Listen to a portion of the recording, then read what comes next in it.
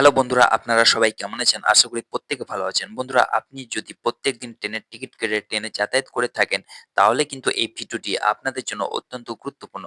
কারণ ভারতীয় রেল যেসব প্যাসেঞ্জাররা ট্রেনের টিকিট কেটে ট্রেনে যাতায়াত করে থাকেন, সে সমস্ত প্যাসেঞ্জারদের জন্য ট্রেনের টিকিটে বড়সড় পরিবর্তন এনেছে।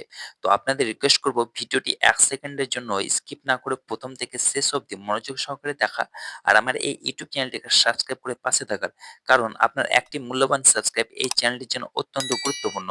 বন্ধুরা, চ্যানেল সাবস্ক্রাইব করতে কোনো প্রকার টাকা পয়সা লাগে না, তাই আপনারা অবশ্যই চ্যানেলটিকে সাবস্ক্রাইব করে পাশে থাকা বেল আইকনটিকে প্রেস করে পাশে থাকবেন। তো বন্ধুরা, দেরি না করে চলুন শুরু করা যাক। তো বন্ধুরা, এখানে ভারতীয় রেলের টিকিট চেকিং এর কিছু গুরুত্বপূর্ণ নিয়ম চলুন আপনাদেরকে দেখায়। তো প্রথমত হচ্ছে টিকিট চেকিং এর সময়সীমা। ভ্রমণকারী টিকিট পরীক্ষক রাত ১০টা থেকে সকাল ৬টার মধ্যে টিকিট চেক করতে পারবেন না। রাত্রের যাত্রায় যাত্রীরা যাতে ভালো ঘুমাতে পারেন তা নিশ্চিত করার জন্যই কিন্তু এই নিয়মটি কার্যকর করা হয়েছে। তারপর হচ্ছে যে মিডল বার্থের নিয়ম। যদি আপনাকে মিডল বার্থ দেওয়া হয়, তাহলে আপনি কেবল রাত ১০টা থেকে সকাল ৬টা এটি দখল করতে পারবেন। এই সময়ের মধ্যে নিশ্চিত তলার যাত্রীরা মিডল বার্থের যাত্রীদের তাদের আসন খোলার ব্যাপারে আপত্তি জানাতে পারবেন না। তারপর হচ্ছে লাগেজের নিয়ম। লাগেজের সীমা শ্রেণীভেদে পরিবর্তিত হয়। যেমন হচ্ছে এসি কোচে।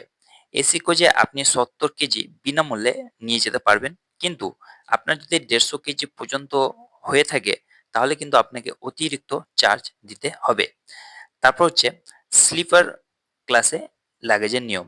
আপনি ৪০ কেজি বিনামূল্যে নিয়ে যেতে পারবেন। কিন্তু আপনি ৮০ কেজি যদি হয়ে যায়, তাহলে কিন্তু আপনাকে অতিরিক্ত চার্জ দিতে হবে। তারপর হচ্ছে সেকেন্ড ক্লাসে আপনাকে ৩৫ কেজি বিনামূল্যে দেয়া হবে। কিন্তু ৭০ কেজি যদি হয়ে যায়, তাহলে কিন্তু আপনাকে অতিরিক্ত চার্জ দিতে হবে।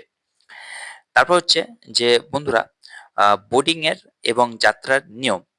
যদি আপনি আপনার নির্ধারিত বোর্ডিং স্টেশন মিস করেন, তাহলে আপনি মূল বোর্ডিং পয়েন্টের পর ২টি স্টেশন পর্যন্ত উঠতে পারবেন।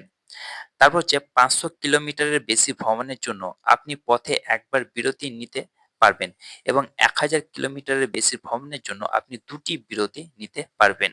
তো এটি একটি ভালো আপডেট আপনাদের জন্য। তারপর হচ্ছে যে রিফান্ড এবং বাতিলকরণের নিয়ম। যদি কোনো ট্রেন বাতিল করা হয়, তাহলে আপনি স্বয়ংক্রিয়ভাবে সম্পূর্ণ টাকা ফেরত পাবেন। রিফান্ড সম্পর্কিত অন্যান্য প্রশ্নের জন্য আপনি রিফান্ডের কারণের ওপর নির্ভর করে নির্দিষ্ট সময়সীমার মধ্যে টিকিট ডিপোজিট রসিদ অর্থাৎ টিডিআর দাবি করতে পারেন। তো বন্ধুরা, এই হচ্ছে ভারতীয় রেলওয়ের দ্বারা জারি করা নতুন কিছু আপডেট, যেটা আপনাদের সঙ্গে আমি শেয়ার করলাম। যদি ভিডিওটি আপনাদের ভালো লেগে থাকে, তো ভিডিওটিকে অবশ্যই লাইক করবেন আর বন্ধুদের সঙ্গে শেয়ার করবেন। আর ভিডিওটি যদি এখনো অবধি সাবস্ক্রাইব করেননি, তো অবশ্যই ভিডিওটিকে সাবস্ক্রাইব করবেন। তো বন্ধুরা, ভালো থাকবেন, সুস্থ থাকবেন। আবার দেখা হবে নতুন এক টপিকে, নতুন এক বিষয়ে।